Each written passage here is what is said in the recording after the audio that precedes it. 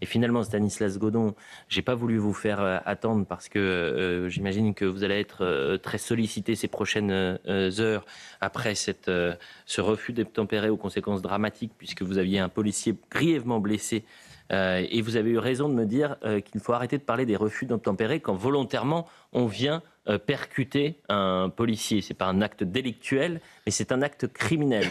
Il faudrait que je l'appelle comment, Stanislas Godon ? C'est une tentative d'homicide. Tentative d'homicide. Sur personne dépositaire de l'autorité publique. Donc cette tentative d'homicide sur personne dépositaire de l'autorité publique cette nuit à Marseille, une première réaction du premier flic de France, Laurent Nunez, qui dit à Marseille, un policier a été violemment percuté cette nuit, projeté sur une vingtaine de mètres. Il a été pris en charge par les secours avec un temps son pronostic vital engagé. Sérieusement blessé ce matin, ses jours ne sont plus en danger.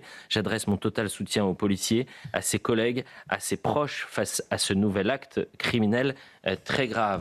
On avait parmi les suspects qui ont été interpellés, ils sont 4, des mineurs, mais on a surtout 2 qui n'avaient rien à faire. L'auteur qui n'avait rien à faire au volant de cette voiture et l'un des passagers qui n'avait rien à faire du côté de Marseille.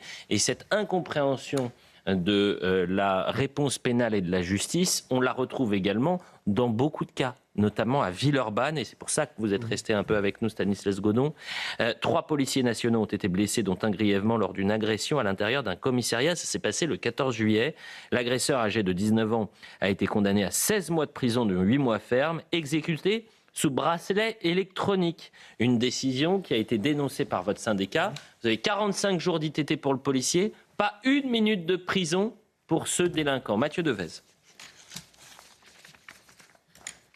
Tout commence par le vol présumé d'une trottinette électrique. 2 frères qui disent qu'on leur a volé leur trottinette. Quelques jours plus tard, ils pensent la retrouver sur un site de petites annonces. Ils parviennent à convaincre le vendeur de les accompagner au commissariat de Villeurbanne, c'est en banlieue lyonnaise, pour que la police vérifie. Mais les policiers estiment qu'il n'y a pas suffisamment de preuves pour établir que la trottinette leur appartient. Une décision que l'un des frères, Lucas, âgé de 19 ans, ne supporte pas. Il assène alors un violent coup de poing au visage d'un policier de 38 ans. En plein commissariat, l'agent souffre d'une fracture de la mâchoire et obtient 45 jours d'ITT. 3 policiers interviennent alors pour maîtriser Lucas, mais ce dernier se débat. Il blesse 2 autres fonctionnaires avant d'être interpellé. Lucas a été jugé en comparution immédiate. Ce jeudi, le jeune homme de 19 ans, sans antécédent judiciaire, évoque un état second. Il dit ne pas avoir réfléchi et présente ses regrets. Il est reconnu coupable de violence sur policier et rébellion. Il est condamné à 16 mois de prison, 8 mois avec sursis et les 8 mois fermes seront exécutés avec un bracelet électronique. Lucas, donc, n'ira pas en prison. D'une trottinette à un commissariat, à un policier dont la mâchoire est fracturée, 45 jours d'ITT, on a un individu qui ne fait pas 1 seconde derrière les barreaux, Stanislas Godon. Et dans votre exposé, il y a un élément quand même important, c'est la peine encourue. Normalement, c'est 7 ans. Et non seulement il n'a que 8 mois ferme, mais en plus, par-dessus ça, on aménage. Alors, au lieu d'être la double peine, en fait, pour des délinquants ou des criminels, eh ben maintenant, c'est la double peine pour les policiers. C'est-à-dire que non seulement on est en deçà, mais en plus, derrière, on en remet une couche en aménagement les 8 mois qui étaient prévus de prison ferme. Mais ça, c'est en fait le résultat de la loi de 2014, la loi Taubira, avec notamment ce qu'on appelle les aménagements ab initio. C'est-à-dire qu'aujourd'hui, en France, dès que vous êtes inférieur à 1 an, vous avez une peine prononcée d'emprisonnement ferme et de facto, c'est aménagé. Obligatoire de 0 à 6 mois et dans les faits, jusqu'à 1 an. C'est d'ailleurs le dernier rapport du Sénat qui avait été assez clair sur le sujet. Donc ça aussi, c'est la non-réponse, c'est le laxisme, l'impunité qui est en train de s'installer. Et moi, j'en appelle vraiment à la responsabilité, notamment à la fois des parquetiers, à la fois des magistrats du siège, pour qu'ils renversent la table eux aussi. À l'heure où ils sont tant décriés, tant critiqués, où moins d'un Français sur 2 fait confiance en la justice, je crois qu'il est vraiment urgent d'agir afin que notre société ne parte pas à la dérive comme c'est le cas actuellement. Mais malheureusement, Stanislas Godon, ce sont des vœux pieux. C'est-à-dire que ces phrases, vous les répétez.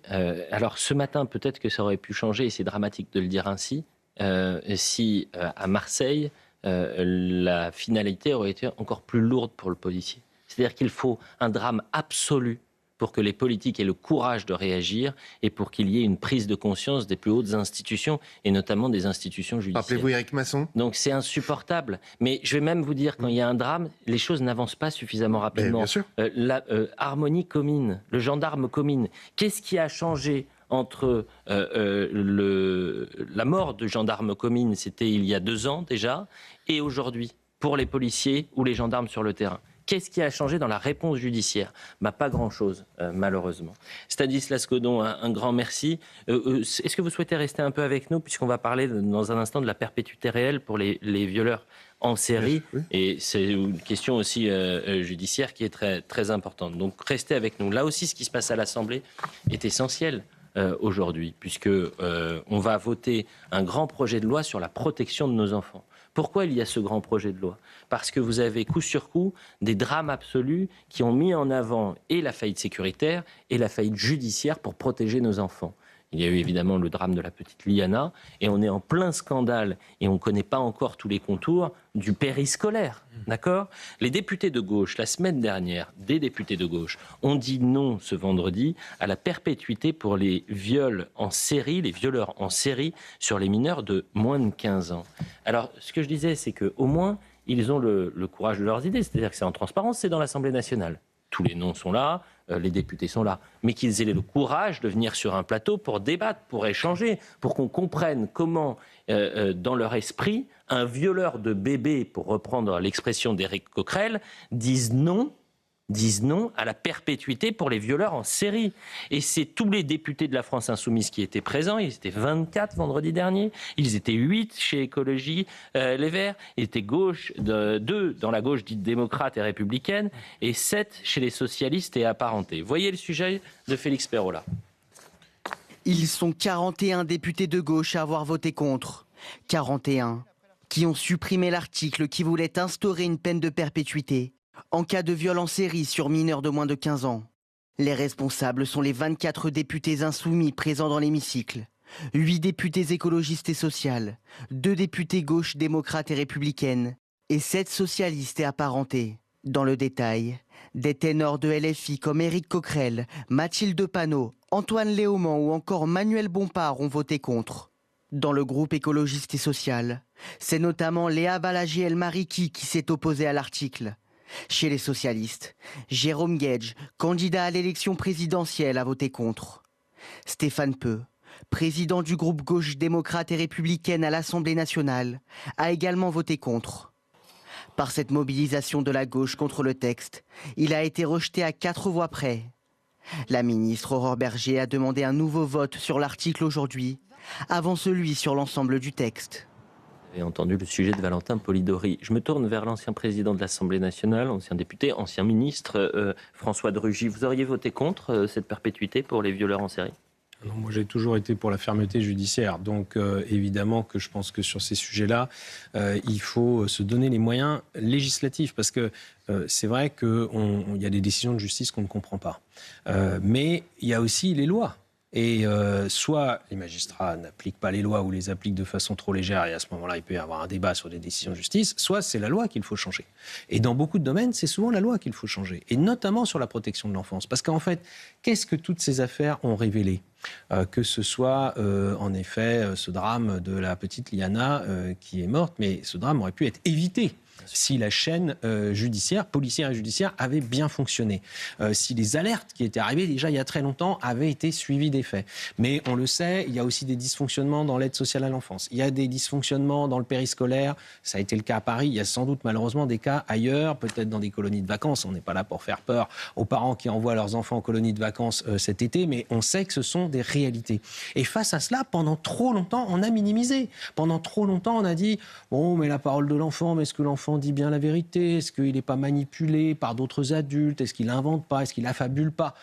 Et on a, comme ça, maltraité, à tous les sens du terme, et parfois des enfants, mais aussi le sujet de la protection de l'enfance. Et donc maintenant, je crois que là, ça y est, la prise de conscience, elle est générale, et il doit y avoir des mesures judiciaires qui doivent être prises à travers la loi. Monsieur le ministre, je suis désolé, François de Rugy, parce que vous avez la France Insoumise qui a voté contre, mais vous avez par exemple Jérôme Guedj, député socialiste et apparenté, qu'on ne peut pas qualifier d'anti-républicain, et qui lui aussi est contre la perpétuité. Mais sans doute parce qu'il y a des députés de gauche qui sont contre par principe. Mais Et par donc, si principe vous voulez, de quoi? ils C'est sont quoi un le peu aveuglés, principe? par Le un principe, débat c'est de de... principe. Non mais le principe, c'est quoi? C'est de réinsérer un prédateur sexuel qui a violé des enfants? Non mais regardez, C'est ça je vais J'essaie juste de faire un comprendre tout le petit principe. Hein. recul, mais passait il y a quelques jours, il a été rediffusé une émission sur l'affaire Ranucci. Le pullover rouge. Oui. Et pour ceux qui se souviennent, ils pourront aller vérifier. Il y a eu à l'époque, tout un débat, c'était dans les années 70, débat médiatique, etc. Voilà, et beaucoup de gens ont plaidé le fait que cette personne était innocente, alors qu'en réalité, tout démontrait qu'elle était coupable. Mais ce qu'on a complètement oublié, c'est que cette personne s'en prenait à des enfants. Vous voyez, ça a été complètement occulté et minimisé. Alors que, et donc c'est un problème ancien et il faut maintenant prendre le taureau par les cornes. Je pense qu'Aurore Bergé, en tant que ministre, le fait. Elle a d'ailleurs, ça a été bien dit dans votre petit reportage, elle a demandé à ce que l'Assemblée nationale se reprononce sur ce sujet spécifique. Et par ailleurs, il y a un vote sur l'ensemble de la loi. Parce qu'il y a un sujet dans le sujet. C'est qu'au moins la gauche, elle bosse. C'est-à-dire qu'ils sont présents pour faire flancher l'Assemblée nationale sur la décision qu'ils veulent. À droite, ils peuvent pousser des cris d'orfraie. Ils avaient qu'à être présents à l'Assemblée nationale dès la première lecture. Ils avaient qu'à être présents plutôt que de hurler au scandale ces derniers jours. Le vendredi, quand vous avez seulement 81 députés sur 577, c'est qu'il y a peut-être un problème. Agnès Pannier-Runacher a réagi ce matin. Je vous propose d'écouter l'ancienne ministre. Le populisme carcéral, c'est l'argument qui a été notamment employé par certains. D'autres ont cité Badinter, Madame Catala, députée de la France Insoumise, qui a été une grande actrice de ce non du côté d'une partie de la gauche. Je précise aux téléspectateurs que Madame Catala, nous lui avons proposé ce matin de venir, aux téléspectateurs mais également à l'ARCOM. On a reçu une fin de non-recevoir. Voilà. Gabriel Cluzel. Non, mais moi, je croyais naïvement qu'il pourrait y avoir un consensus sur cette question-là. Tout le monde a des enfants, tout le monde est horrifié par ce qui s'est passé avec la pauvre petite Liana. Je me disais, là, quand même, la France, qui est très clivée, elle peut se retrouver là-dessus. En fait, elle se retrouve, oui, là-dessus, sur le plan des électeurs. Tous les Français, à quelques exceptions, sont pour cette perpétuité réelle, mais ce n'est pas le cas pour les élus. Et les arguments, moi, très honnêtement, je suis terrifiée.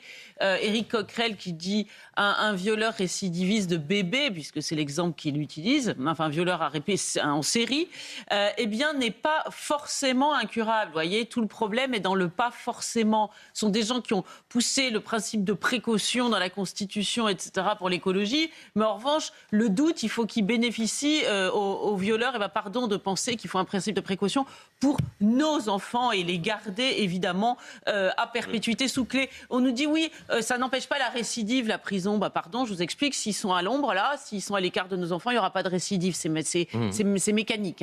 Voilà. Ils ont déjà commis le pire. S'ils pouvaient éviter de recommettre une nouvelle fois le pire, c'est déjà pas mal. La prison, elle n'est pas là. On n'a pas seulement à se poser des questions de réinsertion, on a à se poser des questions de protection. Pour protéger nos enfants, laissons ces gens-là à l'écart de la société. Joachim Le Floch. En tout cas, ce qu'on ne peut pas reprocher à LFI, c'est d'avancer à visage découvert. Ils ont au moins le mérite de la cohérence. Ils ne veulent ni de la perpétuité pour les violeurs récidivistes de mineurs, ni la vérification automatique des fichiers d'infractions terroristes pour les placements à l'ASE. Donc on voit que c'est toujours la même vision de la prison, la même inversion des valeurs, la même empathie pour les coupables et le même laxisme pour les victimes. Ce qui pose question, c'est l'attitude du reste de la gauche qui distribue des brevets de respectabilité à longueur de temps, mais qui ne prend pas ses responsabilités le moment venu sur un sujet sur lequel il y a un consensus très large dans le pays. Simplement, ce point devrait éviter un prochain barrage. Enfin, je ne sais pas. Moi, le reste du monde politique devrait quand même se poser de graves questions. Mais vous plaisantez, la priorité, c'est le siège. Oui, bien sûr. Ils vont avaler toutes les couleuvres. Mais la soupe est trop bonne. Il faut avaler toutes les couleuvres, même les pires. Même la question de la protection de nos enfants,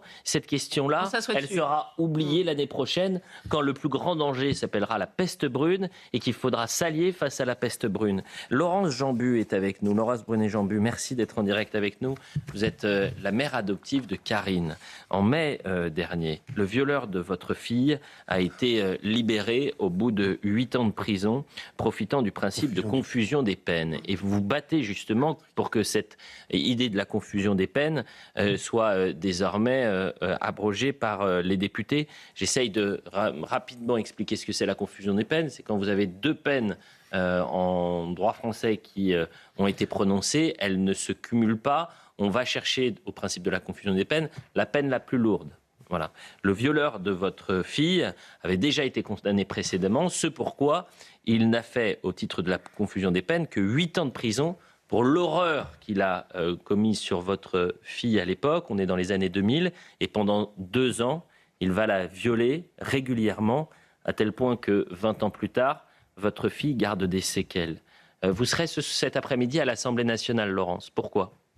Alors, je ne serai pas à l'Assemblée nationale, mais je vais suivre les débats comme j'ai suivi les 3 jours de la semaine dernière. Moi, j'appelle ça les 3 jours de la honte, en fait, parce que ce qui s'y est passé est abominable. On a l'impression qu'un viol d'enfant, ça vaut rien. Que finalement c'est peanuts, qu'il faut s'habituer à ça parce que le nombre d'enfants abusés est en train de proliférer d'une manière alarmante et que finalement s'il y a 160 000 enfants abusés par an, il y a 160 000 auteurs à peu près. J'enlève les sériels. Et que finalement, qu'est-ce qu'on va faire de tous ces gens-là puisqu'ils représentent un nombre considérable dans la société. C'est ça que ça veut dire en fait. Un viol d'enfant, ça vaut rien. Mais quand je regarde ma fille et quand je regarde ce qu'elle a subi, les mutilations qu'elle a à vie, parce que un enfant qui est violé petit, il est souvent violé par sodomisation. Ça veut dire, excusez-moi d'être cru, mais ça veut dire un anus, voilà, très très abîmé. Ça s'appelle des sévices de torture. Et ça, c'est à perpétuité pour elle, c'est à perpétuité pour un nombre considérable d'enfants. Et on a l'impression que c'est rien, que ça vaut rien, que c'est des vies qui ne valent rien en fait, parce que les auteurs en sérialité, l'auteur de Karine, il a commencé à violer sa sœur, il avait 13 ans. Quand il a violé Karine, il avait 65 ans. Il s'est pas arrêté. Entre-temps, il a violé 20 enfants.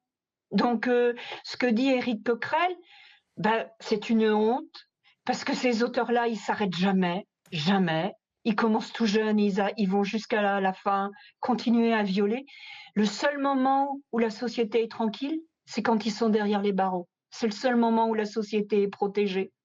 Et je rappelle que le violeur de Karine, s'il n'était pas sorti pour bonne conduite à un moment donné, il ne l'aurait pas violée. Si Blody avait fait déjà sa peine complète, Karine n'aurait pas été violée, comme les 5 autres enfants n'auraient pas été violés. Donc, ce qui s'est passé à l'Assemblée, c'est une honte, en fait. C'est honteux de dire ce qu'ils ont dit, de se servir de Badinter, qui n'a pas fait que des bonnes choses. C'est honteux. Et je remercie Laure Miller et je remercie vraiment Aurore Berger parce qu'elle s'est battue, elles se sont battues. Alexandra Martin, ce sont des députés qui y sont allés fortement, avec des convictions, avec leurs tripes. Et je remercie Aurore Berger de remettre la perpétuité aujourd'hui au vote. Il faut y aller, il faut que ce soit voté. Laurence Brunet-Jambu, il faut rappeler aussi à la douleur de ces échanges de politique qui sont en décalage avec le souhait des Français. Je rappelais ce sondage, 92% des Français sont favorables à la perpétuité pour les violeurs en cerise sur les mineurs. Il y a aussi la froideur du système judiciaire. Et la libération du bourreau de votre fille, vous l'avez appris via une lettre qui commençait avec une phrase « J'ai l'honneur de vous annoncer ». Et je me souviens d'avoir pu échanger avec vous et avec Karine, votre fille, il y a un peu plus d'1 mois. Et souvent, je pense à vous, à votre fille, et j'avais envie de vous demander comment elle allait aujourd'hui quand elle voit ce qui est en train de se passer à l'Assemblée nationale. Alors d'abord, elle est heureuse parce que la confusion des peines a été votée vendredi et normalement l'arrêt de la confusion des peines a été voté avec du mal, mais ça a été voté.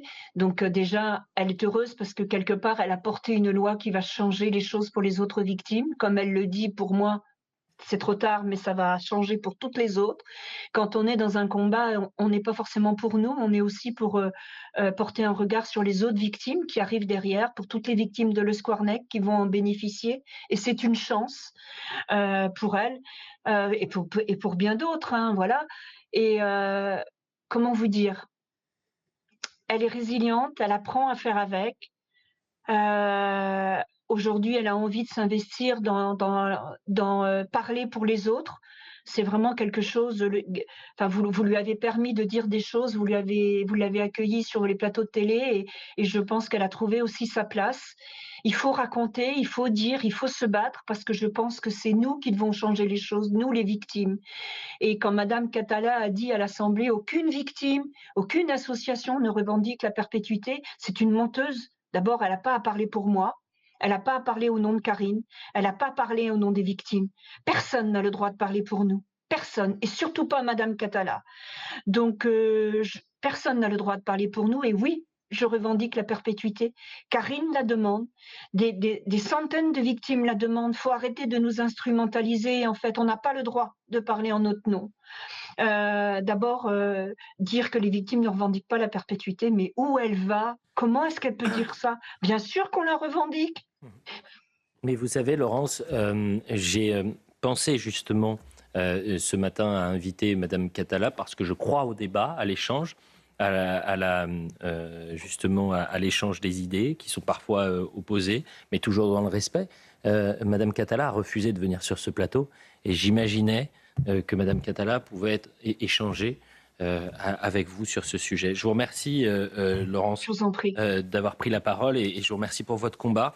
Je le dis aux téléspectateurs, régulièrement, vous m'envoyez des messages pour me parler de l'avancée de la situation et du combat que vous êtes en train de mener pour protéger nos enfants, pour protéger les plus fragiles face aux prédateurs sexuels. Et vous savez, les actualités en chassent une autre. Il y a aussi ce rouleau compresseur qui est l'actualité. Et parfois, il m'arrive de ne pas répondre directement à Laurence, mais elle ne lâche rien. C'est le combat de sa vie. Et donc, régulièrement, elle le fait. Elle m'envoie ces messages en me disant quelles sont les avancées. Et j'ai évidemment pensé à elle ce matin lorsque je voulais qu'on parle de la perpétuité pour les violeurs en série sur les mineurs. Gabrielle Cluzel, un grand merci, Laurence. Non, je crois que c'est important de parler de tous ces sujets. La confusion des peines et la remise de peine pour bonne conduite, c'est ce qui avait permis, par exemple, à Pierre Baudin, vous savez, l'assassin de Jeanne-Marie Kegelin, Julie, Edwige, enfin trois petites filles et jeunes femmes, eh bien d'être remis en liberté. Alors, l'affaire de la réinsertion, vous savez, c'est un mot souvent manié par la gauche, Gabriel Catala, etc., parler de la réinsertion. Il faut savoir que ces gens-là sont des gens qui s'insèrent très bien dans la société, précisément. Vous savez, ils sont souvent relâchés pour bonne conduite. Fourniret, il était parfait. On trouvait que vraiment, il était un prisonnier modèle. Donc, c'est vrai que tous ces sujets-là sont importants à traiter. Mais pardonnez-moi, dites-moi si je me trompe, mais la perpétuité réelle, elle est théoriquement réelle. Mais au bout de 30 ans, elle n'existe pas.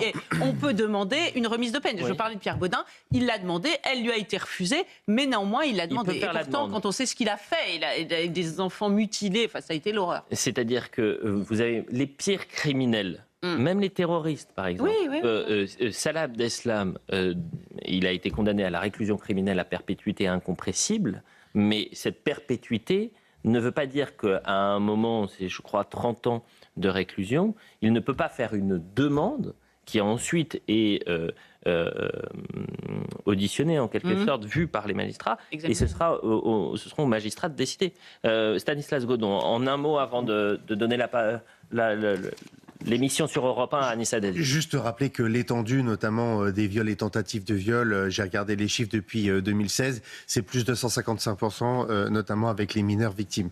C'est ça, en fait, la réalité du sujet. Et en fait, on est sous-dimensionné. Quand on a été auditionné à l'Assemblée nationale sur les violences sexuelles incestueuses, on a d'ailleurs dit qu'il fallait absolument, vous parliez des auditions, le protocole Niche, qui est le protocole pour faire les auditions, notamment vis-à-vis des mineurs. Et ben aujourd'hui, il y a des collègues qui ne sont pas formés. Or, c'est un élément de la procédure qui est extrêmement important pour recueillir la parole de l'enfant. Là encore, on est sous-dimensionné. Donc, pardon, mais à chaque fois, on répète inlassablement cet état de fait. Et je crois que tant qu'on n'aura pas répondu à cette question-là et qu'on n'aura pas appliqué effectivement la perpétuité réelle, et là je suis complètement en phase avec le sujet, eh ben effectivement on sera à côté de la réponse. Je rappelle que les pédocriminels sont des multirécidivistes en puissance et ça c'est bien démontré par les chiffres. Il est 9h56 sur CNews et sur Europe 1. On va changer de sujet dans quelques instants puisque Régis Le Sommier est avec nous. On suivra évidemment cet après-midi le vote sur la perpétuité pour les violeurs en série sur les mineurs. Mais avec vous, cher Régis Le Sommier, on parlera de l'actualité internationale, ce qui s'est passé en Iran avec des diplomates qui ont été molestés. Et puis vous rentrez tout juste d'Irak. Et vous allez nous raconter ce que vous avez vu, vous, le grand reporter que vous êtes, sur le terrain en Irak. Merci aux auditeurs d'Europe 1. Restez sur Europe 1 avec Anissa Dadi qui prend le relais. Bonjour Anissa. Bonjour Elliot, bonjour à tous. On va plonger en adolescence et en enfance ce matin avec notre invité Jackie Jakubowicz. C'est le Jackie du Club Dorothée, c'est le Jackie des enfants du rock et de Platine 45 qui était aussi animateur sur Europe 1. On va parler de tout ça avec lui. Eh bien écoutez, formidable émission à vous, chère Anissa. Rendez-vous dans un instant pour la suite de l'heure des pros sur CNews.